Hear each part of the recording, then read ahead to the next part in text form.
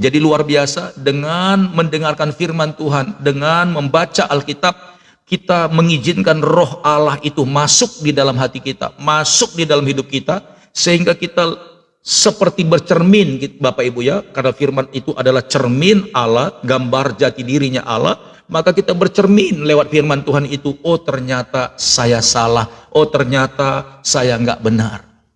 Amin. Tadi banyak sekali doa-doa yang diminta, pastor tolong doakan rumah tangga saya, tolong doakan Tuhan ada keluarga daripada teman saya, mereka lagi ribut rumah tangganya di ambang kehancuran. Haleluya. Amin. Saya percaya kalau suami istri itu seandainya sama-sama sepakat, bertekun ya, membaca firman Tuhan, membaca Alkitab setiap waktu, ya, jangan ada yang pincang, jangan juga cuman suami, jangan juga cuman istri. Saya rindu suami istri punya waktu untuk membaca Alkitab. Karena cara untuk penerimaan suami dengan cara penerimaan istri berbeda. Jadi kadangkala ada waktunya memang suami khusus membaca Alkitab, ada kalanya istri khusus membaca Alkitab. Saya percaya Roh Kudus yang sama akan mempersatukan konsep mereka sehingga rumah tangga itu akan sama-sama menjadi lebih baik. Amin. Masalahnya banyak suami istri tidak pernah mau bertekun membaca firman. Jadi mereka nggak bisa belajar tentang dirinya, apa yang dimaui Tuhan dalam hidupnya. Sehingga mereka cuman hanya bisa egois.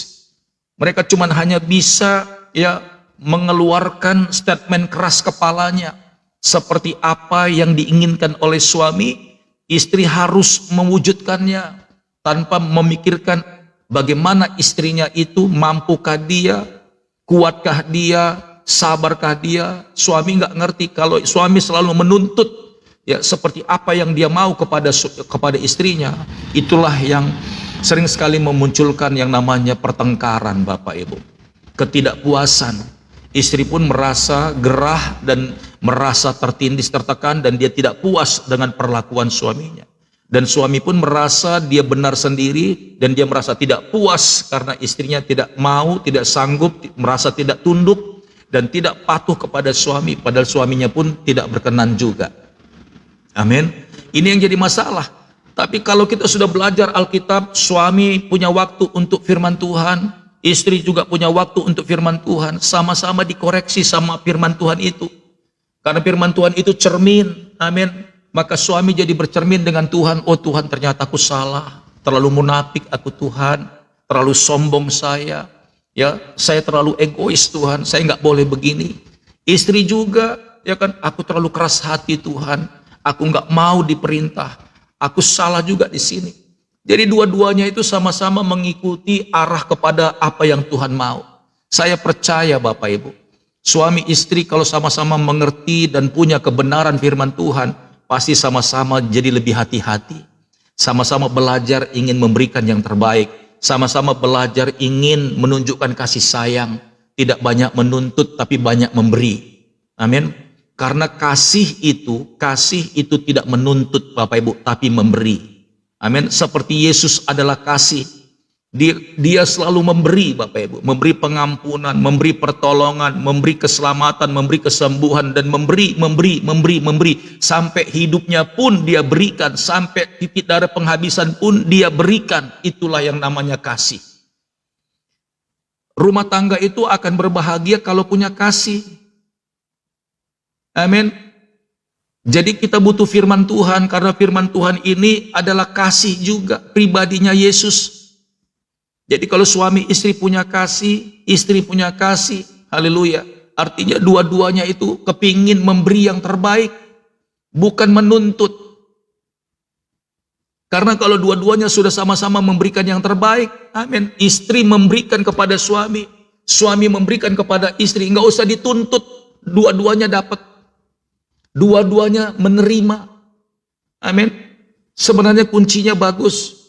Karena kasih itu isinya adalah memberi, bukan menuntut. Kalau menuntut itu pasti kesannya negatif. Istri bisa menuntut, suami bisa menuntut, akhirnya Bapak Ibu tegang. Karena nuntut itu menarik. Suami harus mengikuti apa yang istri mau.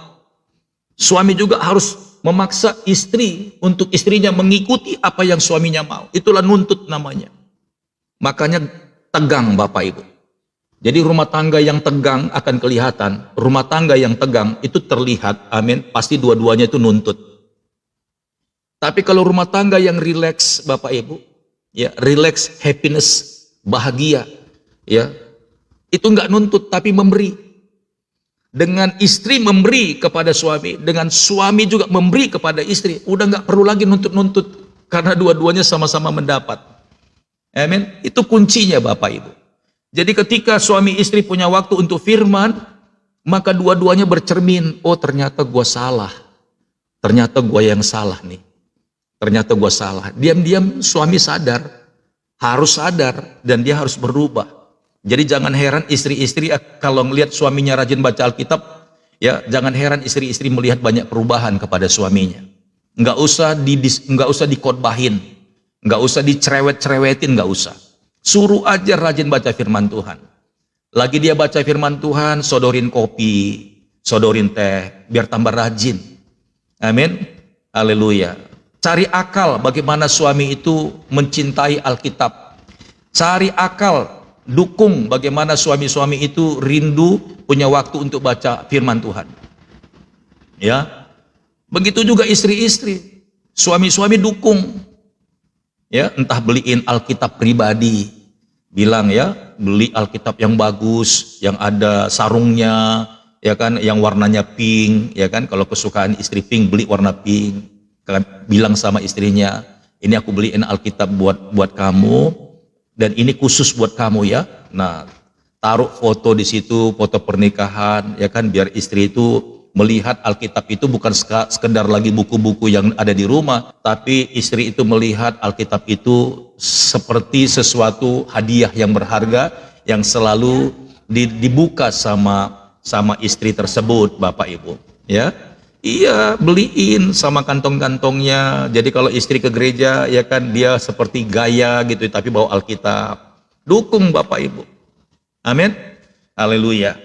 Nah, jadi seperti pengajaran kemarin, ketika kita sudah memberikan waktu membaca Alkitab, kita sedang belajar memahami juga siapakah Allah kita itu, seperti apa pikirannya. Amin. Jadi kalau di dalam kita itu ada rohnya Dia, maka Tuhan sebenarnya mengizinkan agar kita itu menyelidiki Dia, Bapak Ibu. Sekali lagi, yang bisa memeriksa dan yang bisa menyelidiki manusia ya adalah rohnya sendiri, roh manusianya sendiri. Yang bisa memahami dan menyelidiki manusia adalah roh manusianya. Yang bisa menyelidiki Allah adalah roh Allah. Nah, tapi kalau roh Allah itu diberikan kepada kita, itu artinya kita diberi kesempatan sama Tuhan untuk menyelidiki hatinya Dia. Enak kan Bapak Ibu?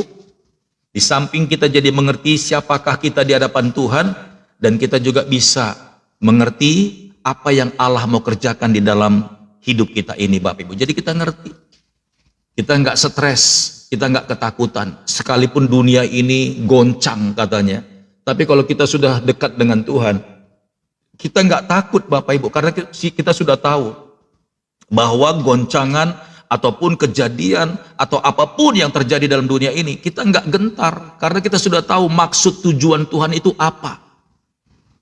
Kita sudah tahu, sama seperti Abraham. Ketika Lot dikasih tahu tentang Sodom dan Gomora akan dihancurkan, Lot getar-getir, ketakutan. Sekalipun sampai istrinya jadi patung garam. Tapi buat Abraham nggak takut Bapak Ibu, karena Abraham sudah tahu apa yang Tuhan maksudkan. Abraham nggak takut sekalipun dia ada di wilayah yang akan dihancurkan oleh Allah,